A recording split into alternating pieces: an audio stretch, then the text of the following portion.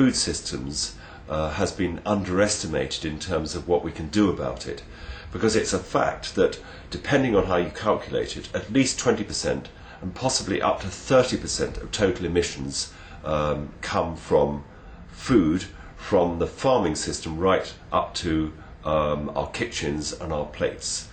And in that segment of emissions, industrial farming and the manufacture of nitrogen fertilizer in particular, and the use of pesticides, probably contribute up to 50% of the emissions before the farm gate.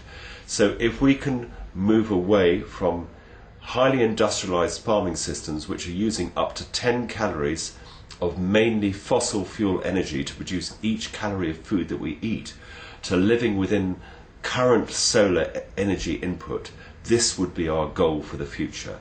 And in that context, organic farming systems have a tremendous amount to offer, because by moving away from fertilizer to fixing nitrogen through leguminous plants using solar energy, this is the biggest single change that can be made in farming practice. And of course, traditional farming systems, particularly in so-called developing countries, have always done this, and in many cases still are. So we need to learn from the wisdom of traditional farmers who have used solar energy to build soil fertility and operated on a local level.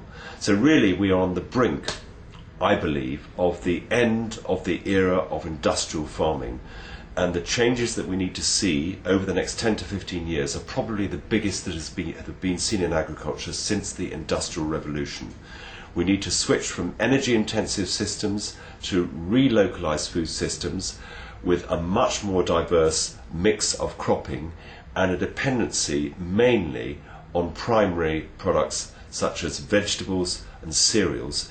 And we will move entirely away from animal production, because at the moment many hundreds of millions, even billions of farm animals are kept in inhumane conditions and never see the light of day, and their production is not only violent against nature, violent against spiritual practice, but it is also completely unsustainable. And it is not healthy to eat food with a violent future. So what we need to do is to shift away from those horrible systems towards systems which go with the grain of nature. One of the most exciting opportunities for organic farming is to lock up atmospheric carbon in the soil. And it's a fact that the arable soils of the world have been depleted of their organic matter during the era of intensive farming. But if we were to reverse that process and rebuild soil humus and perhaps increase the organic matter content of all the soils in the world by, say, 1%, this would represent an enormous reservoir of CO2. In other words, treating soil as a carbon sink may be a big part of the solution to addressing global warming. So that farmers, when they switch to organic practices, are not only producing food of more vitality and more in harmony with nature, they're also directly addressing climate change. And there's another aspect to organic farming, which is that it is now being discovered that the use of biochar, which has been practiced actually for millennia in South America in a form of agriculture called terra preta, where you stabilize biomass by creating carbon and charcoal, and you bury that in the soil, you not only lock up the carbon, but you increase soil fertility. Now this may have tremendous application globally for the world's farming systems if we're going to rebuild fertility and lock up harmful atmospheric carbon back into the soil. The Soil Association was founded on the philosophy of the interconnectedness of the health of soil, plant, animal and man, and I believe that philosophy is all-embracing. In other words, everything is connected, and if we can all work together for a common aim, it will be possible to avert an ecological crisis on this planet in a relatively short period of time, because I believe that all over the world millions of people not only feel a deep underlying anxiety about the violence that we've been practicing towards nature over the last century, but also hope that we can be the change, that we can make a difference, and that our individual actions count. So I wish your conference well, and it has the Soil Association's full support. We would like to thank Mr. Patrick Holden for being a part of our conference. The next greeting we would like to share with you is from Lord Peter Melchett, leading environmentalist, Policy Director of United Kingdom Soil Association. Let's enjoy his videotaped message. I'm Peter Melchett. I'm the Policy Director of the Soil Association, which is an organisation that campaigns and certifies organic food in the UK. Thank you very much for inviting me to the SOS Climate Change Conference. You're discussing incredibly important issues. Food and farming in the Western world, certainly in Europe, is responsible for about 30%, nearly a third, of an individual's climate change emissions, greenhouse gas emissions. So what we do with farming and the sort of food we eat in future really will play a huge part in deciding the future of the planet, whether we have a planet to feed us and to live on. The most important thing we have to do is stop having farming systems in developed countries, in Western Europe and North America and Japan and elsewhere, which rely on turning fossil fuels, like oil and natural gas, into fertilizer, which we then use to grow our crops. It takes tons and tons of diesel to feed one American for a year. A ton of nitrogen fertilizer takes huge amounts of water and oil and then releases dangerous greenhouse gas emissions. So in the Soil Association we're working to try and get agriculture in developed countries back onto a course where we use the sun's energy to grow our crops.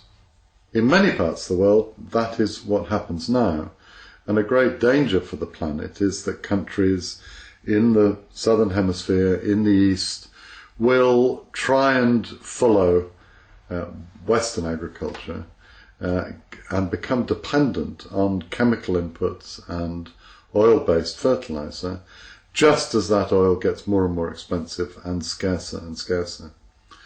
So the key, I think, in looking at agriculture all over the world, and the UN Food and Agriculture Organization is working on this, many UN agencies for development are also working on it.